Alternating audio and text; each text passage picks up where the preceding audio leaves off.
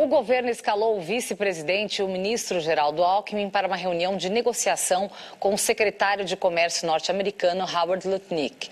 Os dois conversaram hoje à tarde por videoconferência. O tema foi a ameaça de aumento de tarifas sobre metais exportados pelo Brasil. Até agora, o governo brasileiro não havia respondido às ameaças de Donald Trump sobre novas tarifas aos produtos brasileiros. Diante da iminente taxação de 25% sobre aço e alumínio, o Planalto decidiu mudar de postura. Coube ao ministro do Desenvolvimento, Indústria e Comércio, Geraldo Alckmin, a missão de negociar com um representante dos Estados Unidos sobre eventuais aumentos de tarifas de importação e possíveis efeitos sobre a economia brasileira. A reunião por videoconferência foi com o secretário de Comércio dos Estados Unidos, Howard Lutnick. Segundo o governo, ambos concordaram sobre os aspectos positivos da relação entre o Brasil e os Estados Unidos e decidiram manter reuniões bilaterais nos próximos dias para discutir as políticas tarifárias. Os Estados Unidos importam 40% do aço que precisam. Desse total, 10% são produzidos pelo Brasil. A expectativa é que o governo consiga manter o acordo de 2018, que garante ao Brasil a exportação anual de 3,5 milhões de toneladas de aço semi-acabado e 687 mil toneladas de laminados, insumos essenciais para a indústria americana.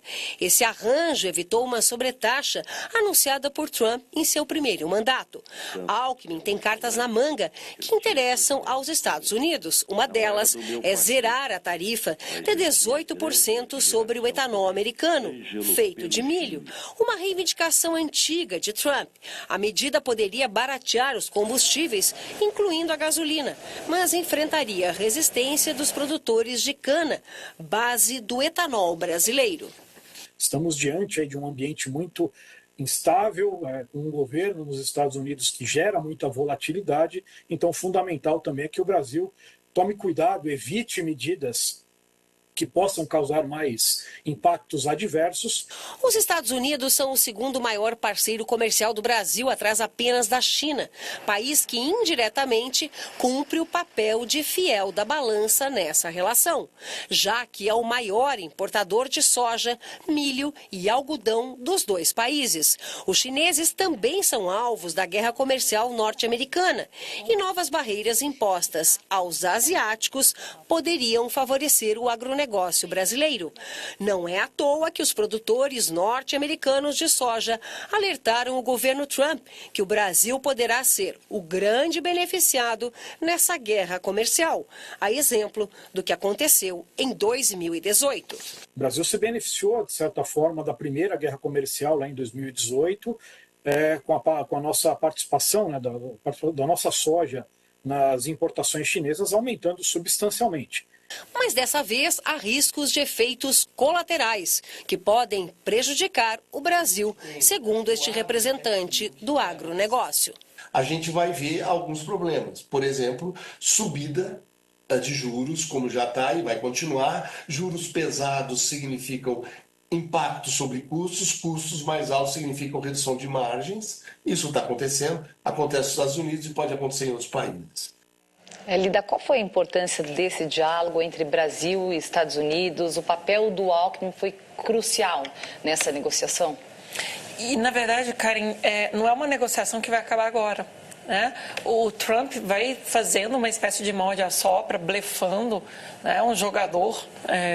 A política dele é uma política meio que de testar o limite, né, com quem ele dialoga.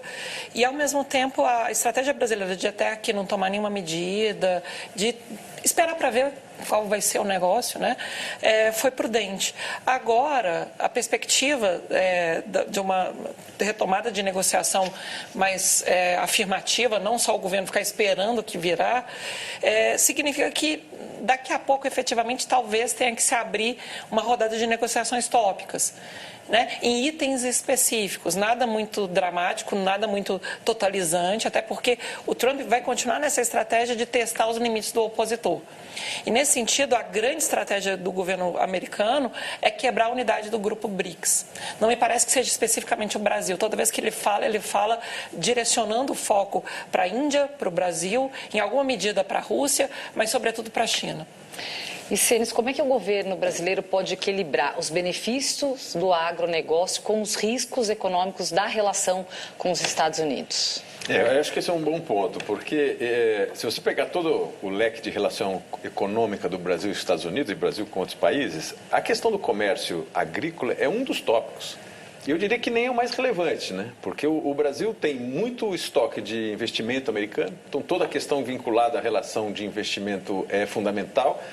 O Brasil tem um nível de importação de serviços americanos gigantesco, que é uma balança comercial muitíssimo favorável aos americanos. Então, tudo que diz respeito a serviços de informação, de dados, tudo que tem a ver com seguro, finanças, tudo que é o mundo dos serviços, marketing, etc.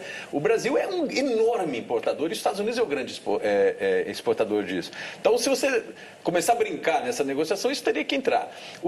Tem a questão de patentes e royalties vinculados a isso. E, de novo, os Estados Unidos é muito superavitário com o Brasil. O Brasil é um grande importador de patentes e outros direitos de propriedade intelectual.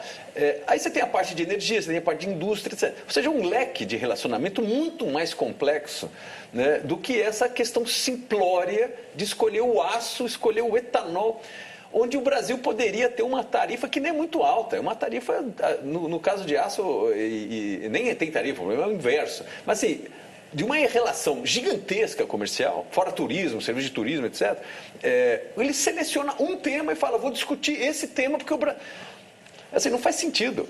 Os Estados Unidos têm superávit com o Brasil, inclusive em bens. E coloca uma negociação, acho que como ela falou, vai testar um limite de um país com o qual eles têm uma relação muito saudável. São grandes investidores, têm superávit em todos os centros.